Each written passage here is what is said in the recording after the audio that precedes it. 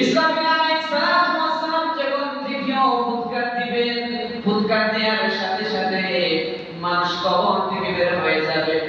তখন মানুষরা বলবে, ইমানদাররা বলবে, হায় হায়, শান্তির ঘুমের মধ্যে ছিলাম, আরামের ঘুমের মধ্যে ছিলাম, কে যেন আমাদের ঘুমটা ভেঙে ফেললো। আল্লাহ বলবেন, তোমার শান্তির ঘুমের জন্য এই জায়গায় রাখা হয় নাই। ইসরাফিল ফির ফু দিছে, কবর থেকে উঠো আর হাসরের ময়দানে তুমি যাও। ইসরাফিল আলাইহিস সালাতু ওয়াস সালামের সুন্দর ফুৎকারে কবর থেকে মানুষ উঠবে। উঠে কি করলো? হাদিসের মধ্যে এসেছে, ওয়া নারুন তাখরুজু মিন কা'রাতি আদান ওয়া তারআলুন নাস।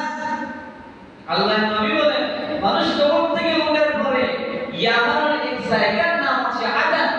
ওই আদানের একটা গর্ত থেকে আল্লাহ রাব্বুল আলামিন একটা আগুন বের করবেন।